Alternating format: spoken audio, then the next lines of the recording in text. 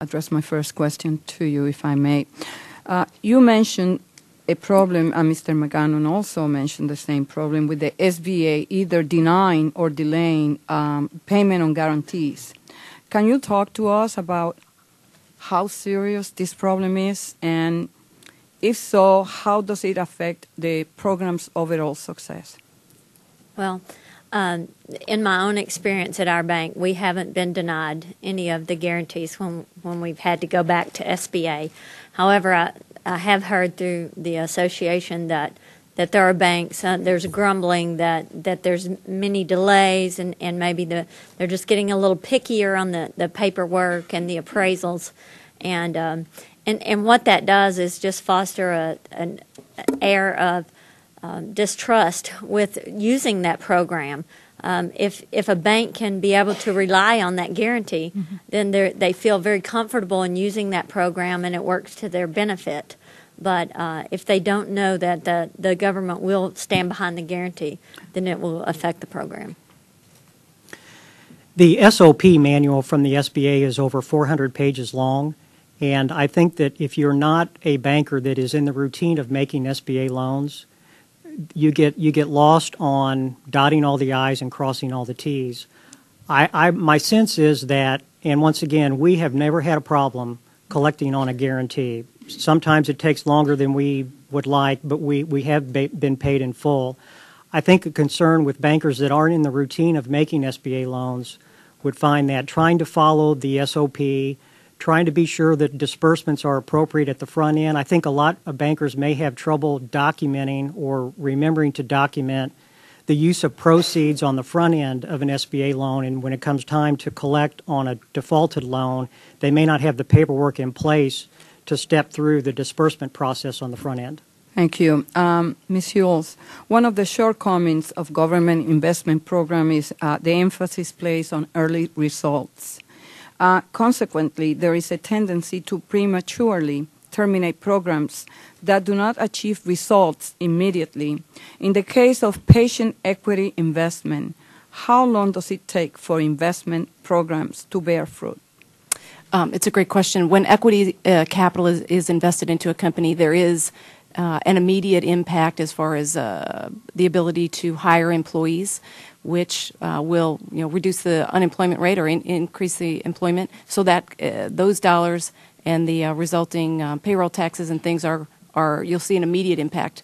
In the midterm, you see an impact. The company that receives equity capital is obviously buying goods and services from other companies, so that capital is spent through the economy by buying goods and services. I think what you're referring to is when do you see return on your equity capital, and most private equity funds have a 10-year life.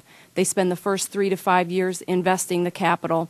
Then the companies need time to mature and to grow, and then those investments are typically harvested in a 7 to 10 year time frame. It is patient capital. It takes quite a while. Okay, thank you. Ms. Wotovich, we are all aware that the current recession grew out of the collapse in real estate prices, and this has significant consequences for the 504 program, which is often used to finance real estate. Do you believe that the SBA and the CDC community have the tools to mitigate potential fallout from these conditions? I certainly do. I actually think that the depression in the real estate prices will create some opportunities. We've certainly seen an uptick in our backlog of new transactions where borrowers who have previously been leasing facilities are now seeing clear and finding some bargains actually in the commercial real estate market.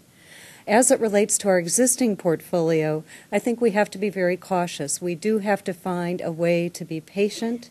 This is not the time to be trying to liquidate or to force liquidation of real estate holdings if there is any chance of rehabilitating a borrower.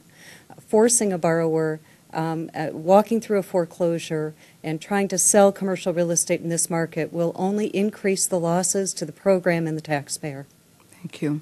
Ms. Blankenship, today, and you were in the White House participating with President Barack Obama when he made that announcement for the use of money for lending facility through Treasury for small businesses. But the Federal Reserve TALF program has only lent roughly $160 million back with small business loan. Meanwhile, Treasury's $15 billion SBA loan purchase program has yet to make a single transaction. Given these factors, do you think more should be done to restart the secondary market for SBA loans?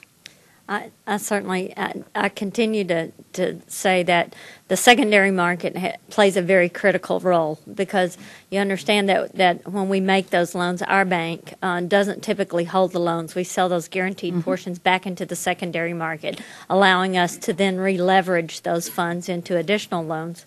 When there is no secondary market, then that's what causes the freeze of the credit. We are seeing some recovery on the bank side in the secondary market. I think the dealer side is still suffering. The TALF program, I think the challenges there were that you had to go through a primary dealer, and there were some issues about releasing your customers' names, and so that's an issue. The White House plan, I'm not sure what the holdup is there. So whatever we need to do, we need to make sure that we continue to look at the secondary market and continue to push initiatives that will restore that market and restore the confidence. And that's really what it boils down to, is the confidence in that market. But you feel that the way the program was structured, it will unlock the secondary market?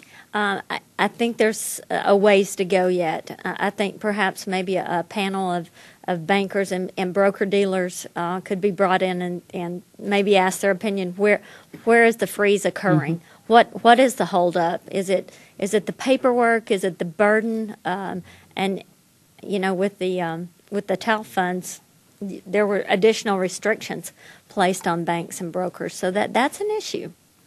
Mr. Magano.